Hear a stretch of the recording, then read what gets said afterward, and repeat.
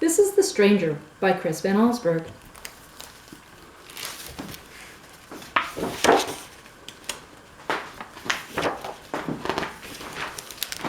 It was the time of year Farmer Bailey liked best, when summer turned to fall.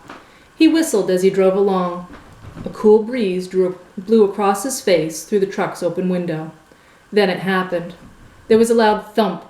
Mr. Bailey jammed on his brakes. "Oh no," he thought, "I've hit a deer."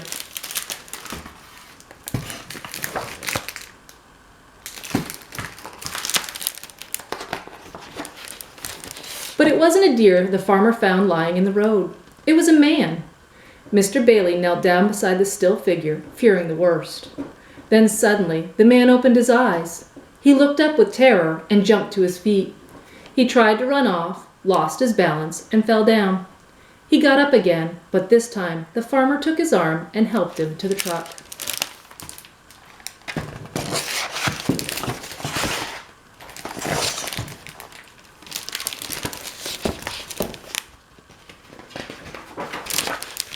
Mr. Bailey drove home. He helped the stranger inside, where Mrs. Bailey made him comfortable on the parlor sofa. Katie, their daughter, peeked into the room. The man on the sofa was dressed in odd, rough leather clothing. She heard her father whisper, "Must be some kind of hermit. Sort of fellow who lives alone in the woods." The stranger didn't seem to understand the questions Mrs. Bailey asked him. "I don't think," whispered Mrs. Bailey, "he knows how to talk."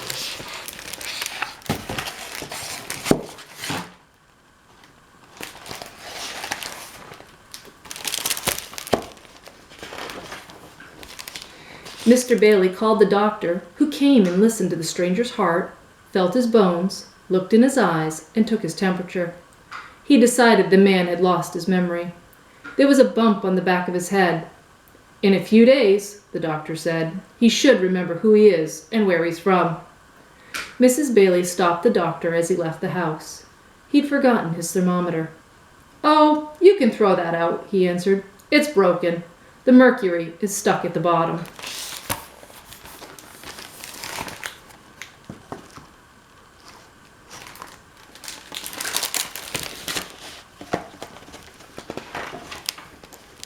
Mr. Bailey lent the stranger some clean clothes.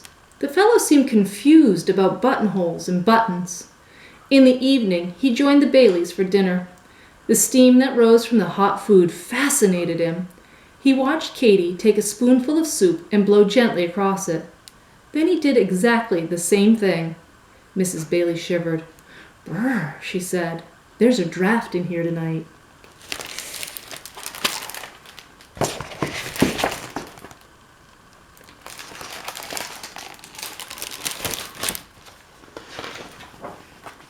The next morning, Katie watched the stranger from her bedroom window.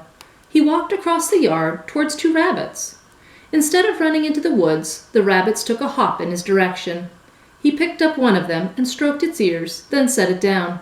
The rabbits hopped away and then stopped and looked back, as if they expected the stranger to follow.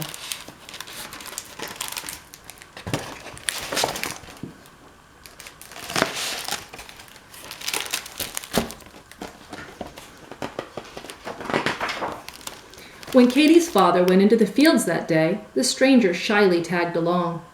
Mr. Bailey gave him a pitchfork, and with a little practice, he learned to use it well. They worked hard. Occasionally, Mr. Bailey would have to stop and rest, but the stranger never tired. He didn't even sweat.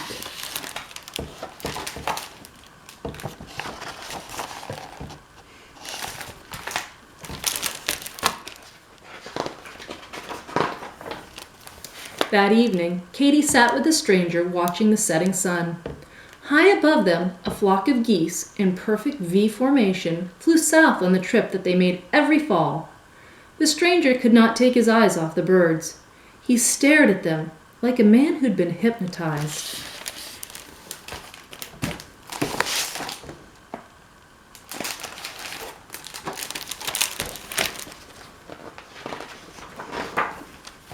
Two weeks passed, and the stranger still could not remember who he was.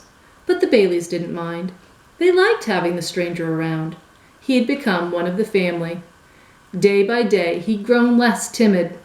He "He seems so happy to be around us," Mr. Bailey said to his wife. "It's hard to believe he's a hermit."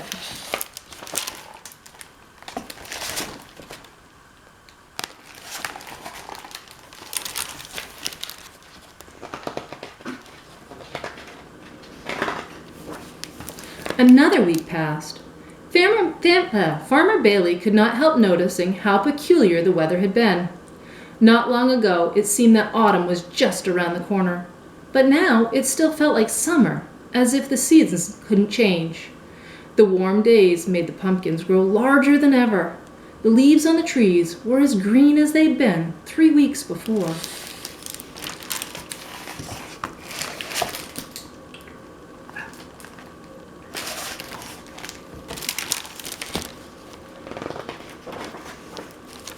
One day, the stranger climbed to the highest hill on the Bailey farm. He looked to the north and saw a puzzling sight. The trees in the distance were bright red and orange, but the trees to the south, like those round the Baileys, were nothing but shades of green. They seemed so drab and ugly to the stranger. It would be much better, he thought, as if all the trees could be red and orange.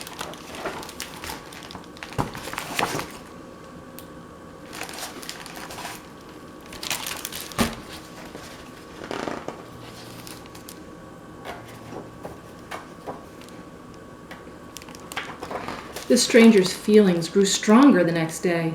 He couldn't look at a tree's green leaves without sensing that something was terribly wrong. The more he thought about it, the more upset he became, until finally he could think of nothing else. He ran to a tree and pulled off a leaf. He held it in a trembling hand and, without thinking, blew on it with all his might.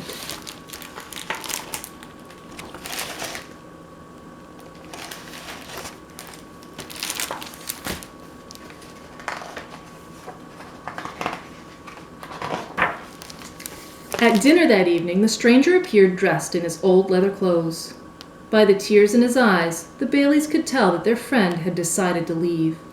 He hugged them all once, then dashed out the door. The Baileys hurried outside to wave goodbye, but the stranger had disappeared. The air had turned cold, and the leaves on the trees were no longer green.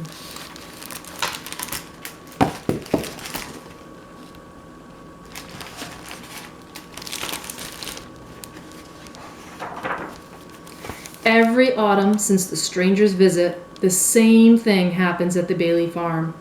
The trees that surround it stay green for a week after the trees to the north have turned. Then overnight, they change their color to the brightest of any tree around. And etched in the frost on the farmhouse windows are the words that say, simply, "See you next fall."